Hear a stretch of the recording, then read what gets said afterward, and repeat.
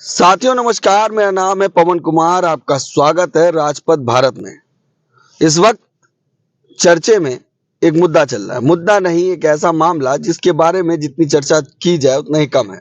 Baspa supremo ने कल press conference की और उसमें तमाम बिंदुओं को सामने रखा। जिस तरह से अमित शाह जो गृह मंत्री हैं, उन्होंने जो स्टेटमेंट दिया अंबेडकर अंबेडकर अंबेडकर कह के, और ये साफ साफ दर्शा रहा था जो भाषा शैली है, बाबा साहब का सम्मान नहीं कर रहे थे। अब अभी आप हमारे स्क्रीन पे देख पा रहे हैं कि हमारे साथ बसपा के प्रदेश अध्यक्ष विश्वनाथ पाल मौजूद हैं। उनसे बात करेंगे। सर, आपका स्वागत है।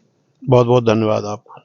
कल जिस तरह से मामला हुआ, अमित शाह जी ने कहा, जिस भाषा शैली में कहा है, आप क्या रहे? निश्चित है कि जो इस देश के गृह मंत्री, इतने बड़े नेता ने जिस तरीके से डॉक्टर बी.आर. अम्बेडकर साहब के बारे में उन्होंने कई बार अम्बेडकर अम्बेडकर कह के उनका अपमान किया है, तो ये निश्चित है कि बहुत ही निंदनीय शब्द है। इस पे माननीय गृह मंत्री जी को बाबा साहब के जो अनुयायी हैं पूरे देश में, उनसे माफ़ी मांगनी चाहिए और अपनी बात को वापस लेना चाहिए। अच्छा। और इस देश में जो बाबा साहब के अनुयायी हैं वो इससे बहुत दुखी हैं, बहुत पीड़ित हैं। माननीय गृह मंत्री जी को ये शब्द अपना वापस लेना चाहिए और इस देश में बाबा साहब के जो अनुयायी हैं उनसे माफ़ी मांगनी चाहिए। कल एक बात उन्होंने ये भी कही कि जितना अंबेडकर अंबेडकर आप लोग कहते हैं, अगर भगवान को याद करते तो आप स्वर्ग जा सकते हैं।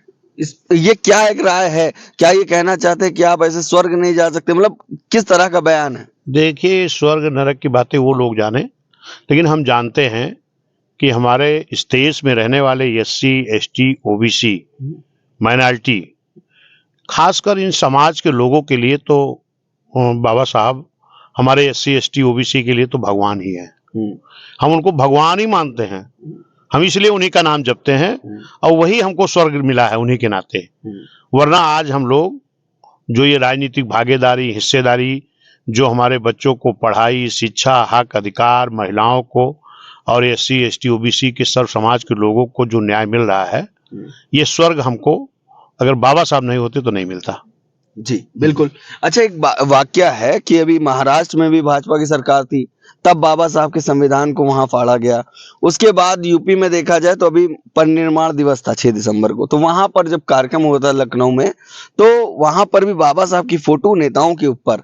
इसको कैसे देखते हैं? भाजपा क्या सोचती है? देखिए, ये भारतीय जनता पार्टी हो चाहे ये कांग्रेस पार्टी हो या कांग्रेस के जो सहयोगी दल उनके साथ हैं, ये सारे लोग बाबा साहब का, मानवर कांशीराम साहब का, बहुजन समाज जन्मे अन्य सभी संत गुरुओं महापुरुषों का नाम तो खाली इसलिए लेते हैं कि ताकि इनके अनुयायियों का हमको वोट मिल सके।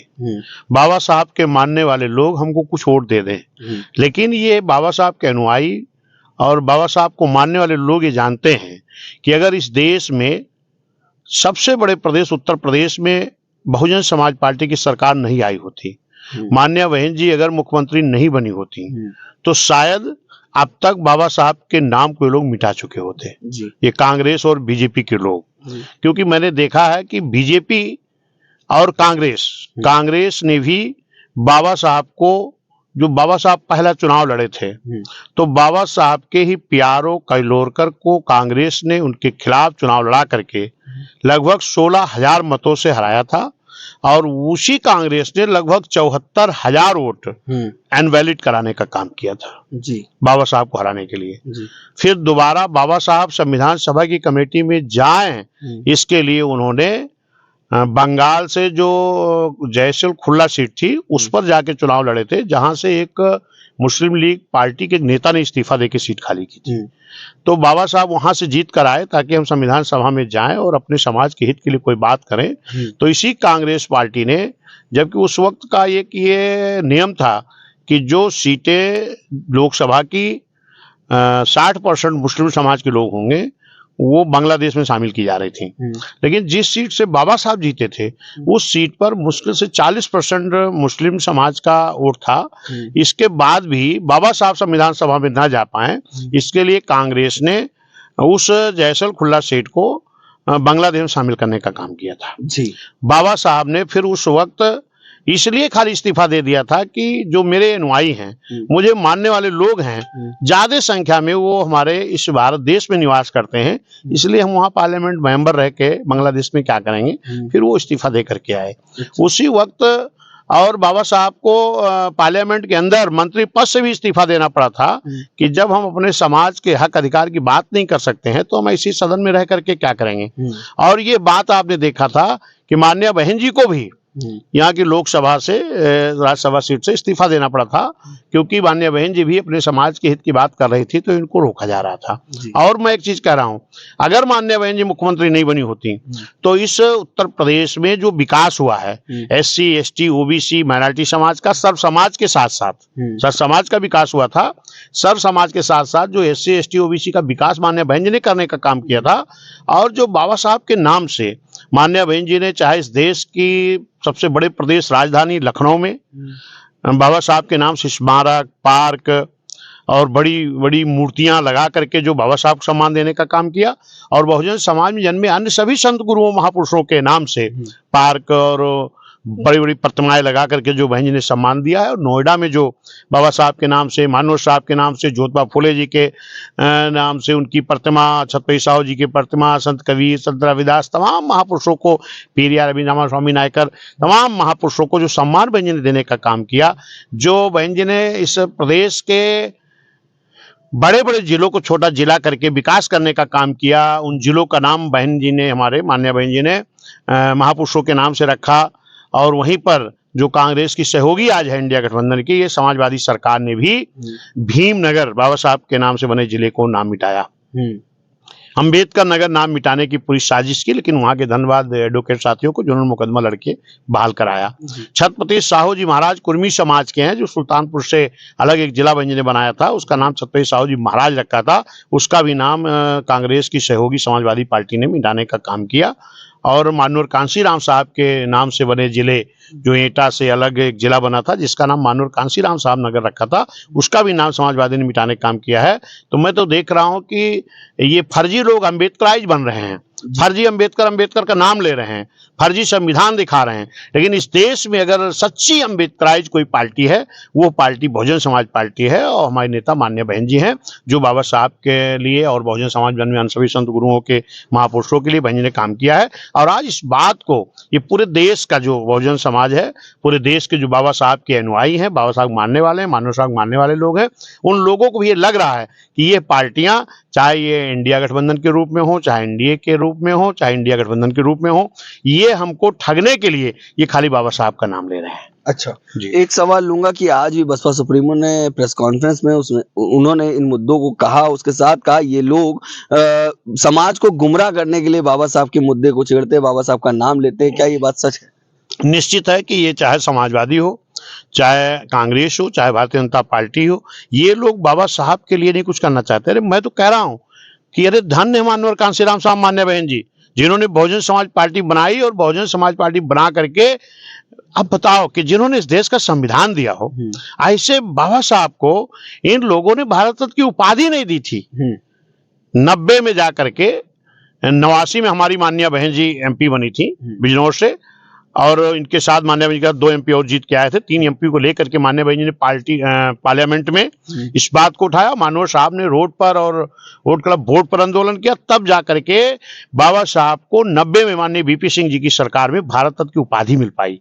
शायद कांग्रेस सरकार होती तो बाबा साहब को भारत रत्न की उपाधि आज भी न मिलती, जो आज इस तरह के मुद्दे उठा रहे हैं। और इतने नहीं, मान्य बहन जी बहुजन समाज पार्टी की देन है कि जो 52% बैकवर्ड के लोग हैं, इनको भी कांग्रेस के जमाने में ही काका कालेरकर आयोग की रिपोर्ट 55 में कमेटी बनी थी, सर्वे होकर के इनको आरक्षण देने के लिए रिपोर्ट आई थी, लेकिन उन लोगों ने पिछड़ों को आरक्षण नहीं दिया। मंडल कमीशन बना, उसकी भी रिपोर्ट नहीं लागू होने दिया। इधर ने मान्य बहन जी, जिन्होंने जब बहन जी सांसद हुई तो पार्लियामेंट में बात को उठाया। मानवर कांशीराम साहब को मैं धन्यवाद देता हूं। बहुजन समाज पार्टी के बदौलत 90 में बाबा साहब को भारत रत्न की उपाधि मिली, और पिछड़े समाज को, जो 52% आबादी जिनकी है, जिनके बल पर लोग हुकूमत तो करते हैं लेकिन पिछड़े समाज को धोखा देते हैं, और इनको अगर आरक्षण मिला, मंडल कमीशन रिपोर्ट लागू हुई, तो बहुजन समाज पार्टी मानव साहब मान्य बहन जी की देन है। ठीक है। इस मुद्दे को इन्होंने कहा कि कांग्रेस अपने लिए बुनाना चाहती है। वैसे तमाम जगहों पर ये भी चल रहा है कि कांग्रेस और बस भाजपा अपनी रणनीति चमकाने के लिए सिर्फ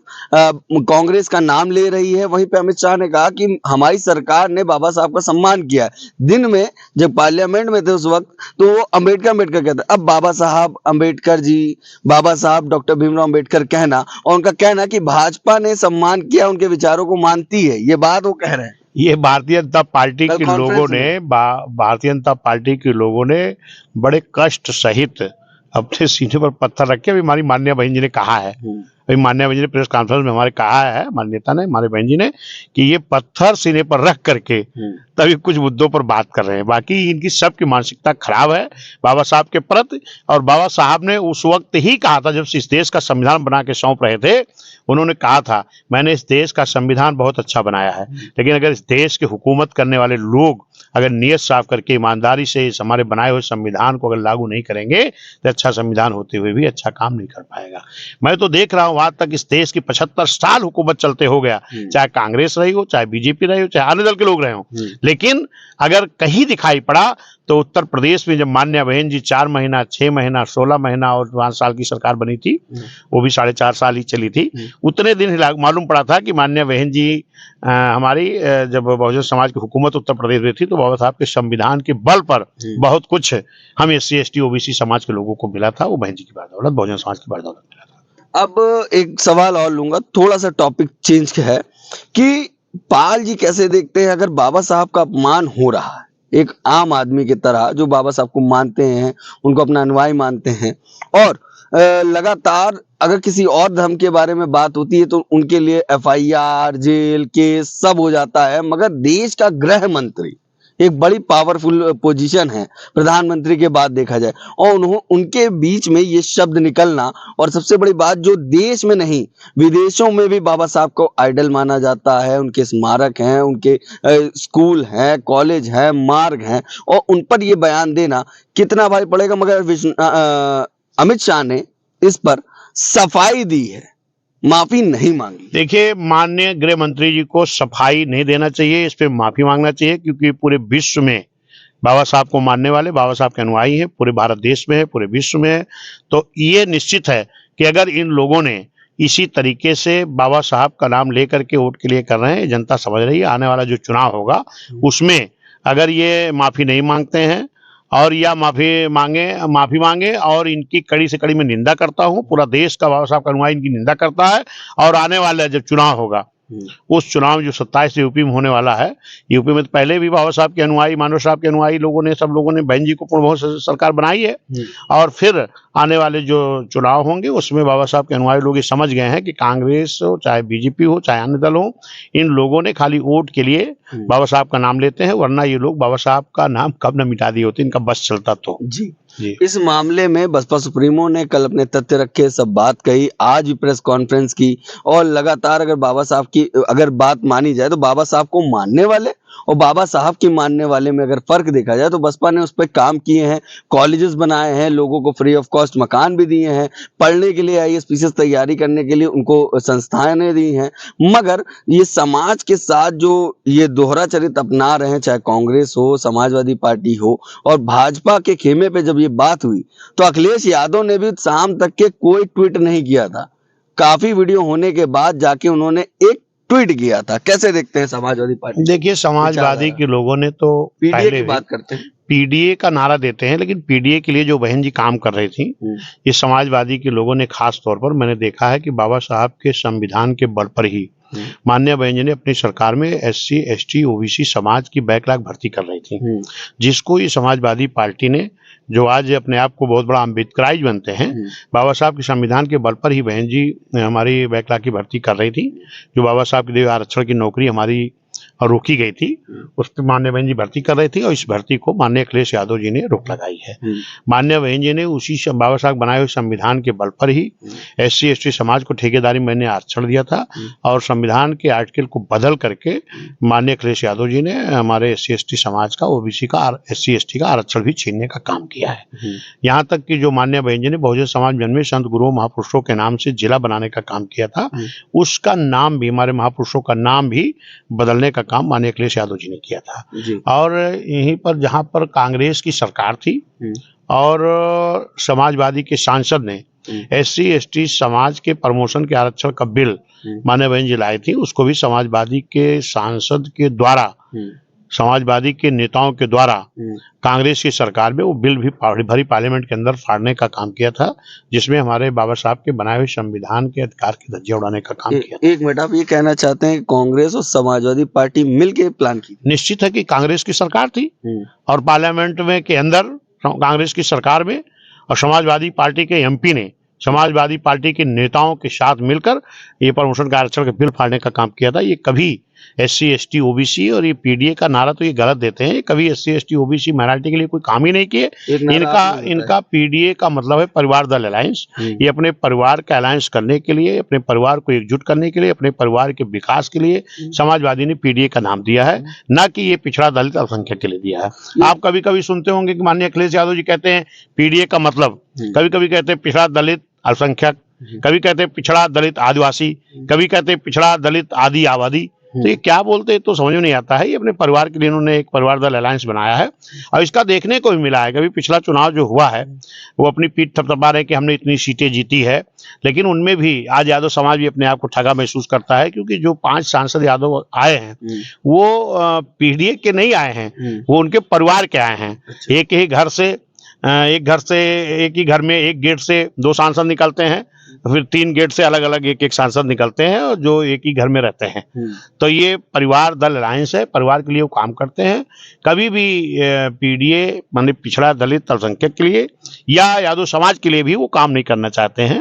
ये साफ है। अगर ऐसा होता तो जो उनके 37 सांसद कितने हैं उसमें एक भी तो यादव होना चाहिए। जी, जो बेचारा पूरा जम के बिरादरी के नाम वोट देता है, यादव भी एक सांसद नहीं है, अगर 5 है तो उनके परिवार के हैं। सही। तो ये कौन सा PDA है भाई, ये नहीं समझ में आता है। वो परिवार दल अलायंस है, उसकी कोई बात नहीं करते। ठीक है, मैं आखिरी सवाल लेता हूं कि विश्वनाथ पाल जो बसपा के प्रदेश अध्यक्ष हैं, उनकी क्या अपील है? और उनकी नेता ने भी कहा है कि अमित शाह ने जो बयान दिया वो गलत है, तो उस पर आपकी क्या प्रतिक्रिया हो? निश्चित है, मेरी व्यक्तिगत प्रक्रिया है और माननीय बहन जी ने भी हमारी प्रक्रिया अपनी जाहिर की है, प्रेस कॉन्फ्रेंस किया, ट्वीट किया। मैं भी ये मांग करता हूं कि माननीय अमित शाह जी अपनी बात को वापस लें और बाबा साहब के अनुयायी जो दुखी हैं, पीड़ित हैं, जो बहुत ही निंदनीय है, लोग निंदा कर रहे हैं अमित शाह जी की, इनको अपने जो है कि इसकी माफी मांगना चाहिए।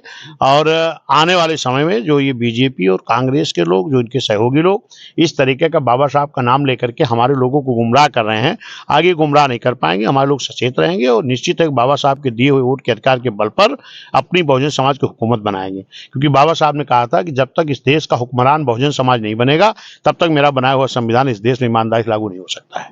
अब बाबा साहब के अनुयायी पूरे देश में एक होकर के बाबा साहब के बनाए हुए संविधान को लागू कराने के लिए बहुजन समाज के हुक्मरान बनाएंगे, तभी इस देश का विकास संभव है।